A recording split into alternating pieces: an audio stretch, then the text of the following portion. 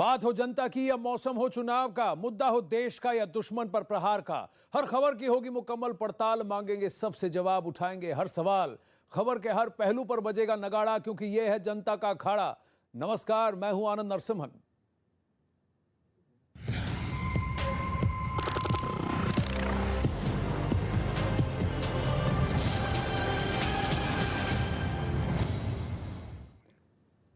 राष्ट्रपति के अभिभाषण पर प्रधानमंत्री नरेंद्र मोदी जी ने आज राज्यसभा में जवाब दिया। प्रधानमंत्री नरेंद्र मोदी ने कल ही की तरह आज भी कांग्रेस पर जमकर हमला बोला। पीएम ने बजट सत्र पर बहस के दौरान सरकार पर हुए हमले का सिलसिलेवार जवाब दिया, लेकिन उनके सीधे निशाने पर रही कांग्रेस पार्टी।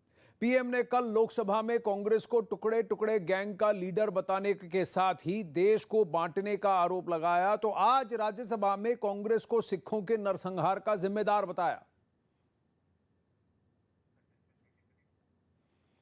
प्रधानमंत्री नरेंद्र मोदी ने जमकर यह कहा कल जब लोकसभा में कहा कि राष्ट्र हमारे लिए जीवित आत्मा है, लेकिन आपने जिस तरह से राष्ट्र को बांटने का काम किया है, अंग्रेज चले गए लेकिन उनकी डिवाइड एंड रूल पॉलिसी को कांग्रेस पार्टी ने अपनाया, और महात्मा गांधी और नेहरू के विचार से ही विपरीत कांग्रेस के बर्ताव पर भी प्रधानमंत्री नरेंद्र मोदी ने कल लोकसभा में बात की। और उसी चर्चा को और उसी बात को आज राज्यसभा में आगे ले जाते हुए फिर से कांग्रेस पर जमकर हमला बोला। ये डेमोक्रेसी आपकी मेहरबानी से नहीं है, हमारे कुर्बानी से और आपको 1975 में डेमोक्रेसी का गला घोंटने वालों को डेमोक्रेसी का गौरव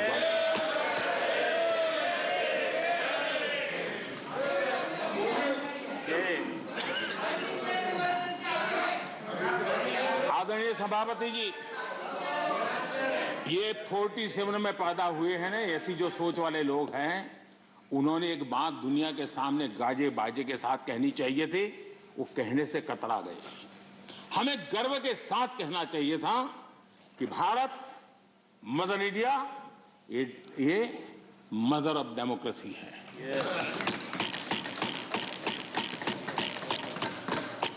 डेमोक्रेसी डिबेट ये भारत में सदियों से चल रहा है, और कांग्रेस की कठिनाई ये है, डायनेस्टी के आगे उन्होंने कुछ सोचा ही नहीं, जो उनकी परेशानी। और पार्टी में जो डेमोक्रेसी की बात करते हैं ना, वो जरा समझे, भारत के लोकतंत्र को सबसे बड़ा खतरा परिवारवादी पार्टियों का है, ये मानना पड़ेगा।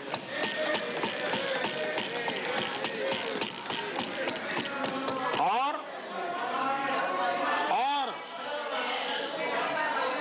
पार्टी में भी जब कोई परिवार सर्वोपरि होता है, तब सबसे पहली कैजुअलिटी, जब पार्टी में भी कोई एक परिवार सर्वोपरि हो जाता है, तो सबसे पहली कैजुअलिटी टैलेंट की होती है।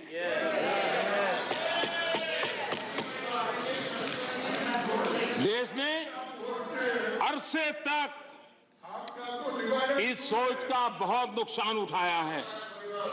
मैं चाहता हूं कि सभी राजनीतिक दल लोकतांत्रिक आदर्शों और मूल्यों को अपने दलों में भी विकसित करें, उसको समर्पित करें, और हिंदुस्तान की सबसे पुरानी पार्टी के रूप में कांग्रेस इसकी जिम्मेवारी ज्यादा उठाए। आदरणीय सभापति जी, यहां पर यह कहा गया कि कांग्रेस न होती तो क्या होता।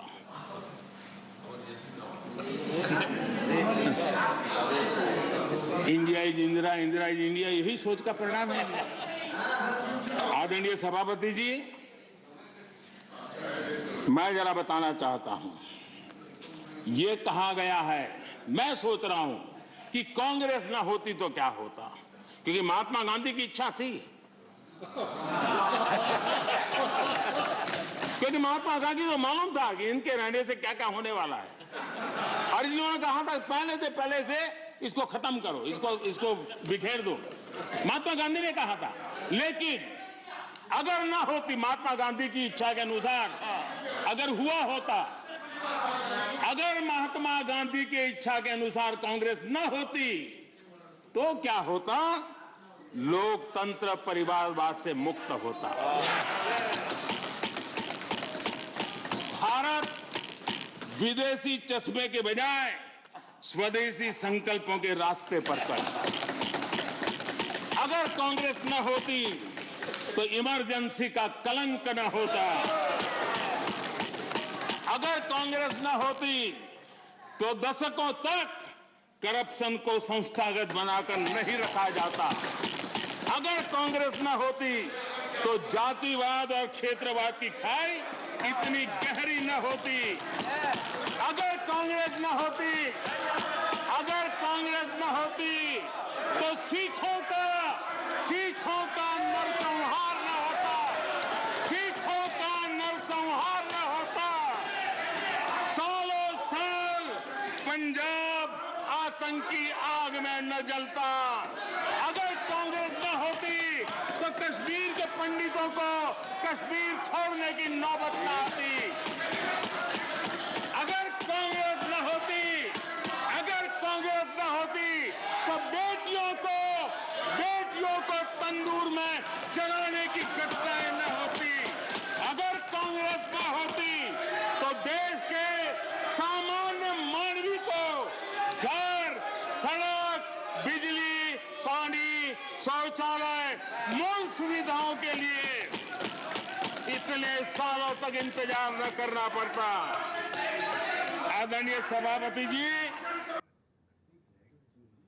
कांग्रेस न होती तो भारत कैसा होता, इसका वर्णन तो प्रधानमंत्री नरेंद्र मोदी ने राज्यसभा में जमकर किया, लेकिन साथ ही उन्होंने कल ही की तरह आज भी कांग्रेस पर आगे और भी हमला बोला। पीएम ने कल लोकसभा में कांग्रेस को टुकड़े टुकड़े गैंग का लीडर बताने के साथ ही देश को बांटने का आरोप लगाया, तो आज राज्यसभा में कांग्रेस को सिखों के नरसंहार का जिम्मेदार बताया। ये डेमोक्रेसी आपकी मेहरबानी से नहीं है, हमारे कुर्बानी से और आपको 1975 में डेमोक्रेसी का गला घोंटने वालों को डेमोक्रेसी का गौरव पाया।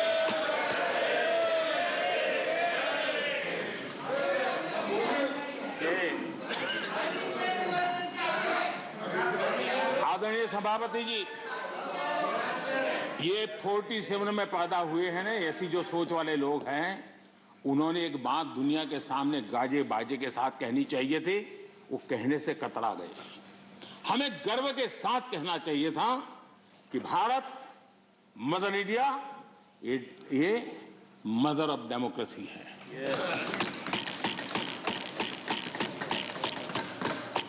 डेमोक्रेसी डिबेट ये भारत में सदियों से चल रहा है। और कांग्रेस की कठिनाई ये है, डायनेस्टी के आगे उन्होंने कुछ सोचा ही नहीं, ये उनकी परेशानी है। और पार्टी में जो डेमोक्रेसी की बात करते हैं ना, वो जरा समझे, भारत के लोकतंत्र को सबसे बड़ा खतरा परिवारवादी पार्टियों का है, ये मानना पड़ेगा।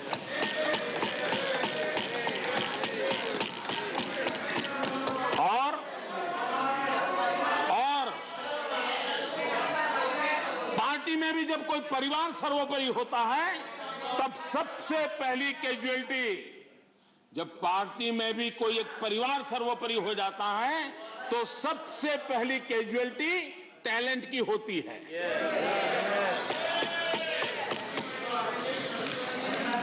देश ने अरसे तक इस सोच का बहुत नुकसान उठाया है।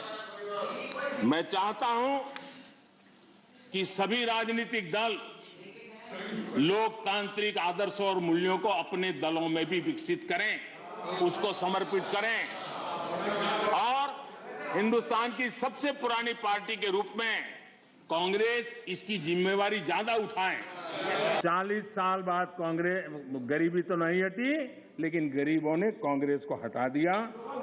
और कांग्रेस ने क्या किया? माननीय अध्यक्ष जी, कांग्रेस ने गरीबी की परिभाषा बदल दी।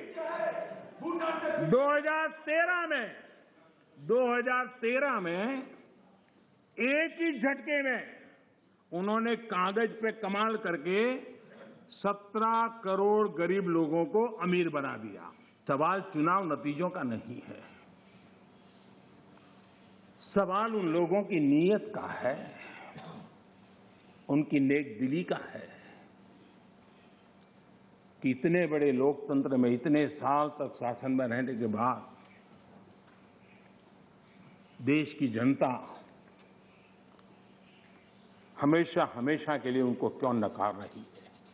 और जहां भी ठीक से लोगों ने राह पकड़ ली, दोबारा आपको प्रवेश करने नहीं दिया है। अब वहीं प्रधानमंत्री नरेंद्र मोदी ने राज्यसभा से गोवा को लेकर भी कांग्रेस पर जमकर हमला बोला। कांग्रेस की वजह से गोवा को 15 साल की देरी लगी आजादी मिलने में, ये कहा प्रधानमंत्री ने। ये गोवा के साथ कांग्रेस ने किया हुआ जुल्म है और गोवा को 15 साल ज्यादा गुलामी के जंजीरों में जकड़ के रखा गया और गोवा के अनेक वीर पुत्रों को बलिदान देना पड़ा, लाठी गोलियों से जिंदगी को बसर करनी पड़ी। ये हाल पैदा किए थे। नेहरू जी ने 15 अगस्त 1955 को पंडित नेहरू ने लाल किले से जो कहा था, मैं जरा कोट करना चाहता हूं। अच्छा होता कांग्रेस के मित्र यहां होते तो नेहरू जी का नाम सुनकर के कम से कम उनका दिन बहुत अच्छा जाता, और इसलिए उनकी प्यास बुझाने के लिए मैं बार बार नेहरू जी को भी याद करता हूं। आजकल नेहरू जी ने कहा था, लाल किले से कहा था, मैं उनको कोट करता हूं, कोई धोखे में ना रहे, भाषा देखिए, कोई धोखे में ना रहे कि हम वहां फौजी कार्रवाई करेंगे। कोई फौज गोवा के आसपास नहीं है। अंदर के लोग चाहते हैं कि कोई शोर मचाकर ऐसे हालात पैदा करे कि हम मजबूर हो जाएं फौज भेजने के लिए।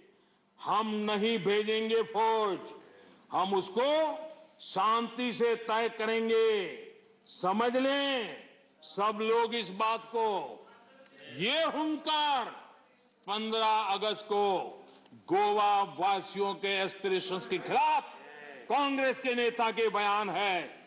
पंडित नेहरू जी ने आगे कहा था, जो लोग वहां जा रहे हैं, लिमेज जी, लोहिया जी समेत सब लोग वहां सत्याग्रह कर रहे थे, आंदोलन कर रहे थे, देश के सत्याग्रही जा रहे थे। हमारे जगन्नाथ राव जोशी कर्नाटक केसरी, उनके नेतृत्व में सत्याग्रह हो रहा था।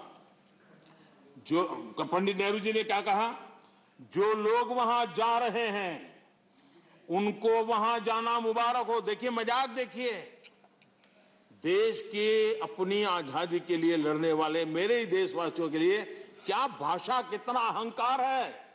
वो लोग वहां जा रहे हैं, उनको वहां जाना मुबारक हो, लेकिन ये भी याद रखें कि अपने को सत्याग्रही कहते हैं तो सत्याग्रह के उसूल, सिद्धांत और रास्ते भी याद रखें।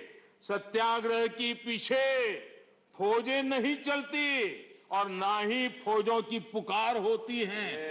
असहाय छोड़ दिया गया मेरे देश के नागरिकों को। ये गोवा के साथ किया। गोवा की जनता कांग्रेस के इस रवैये को कभी भूल नहीं सकती है। आदरणीय सभापति जी,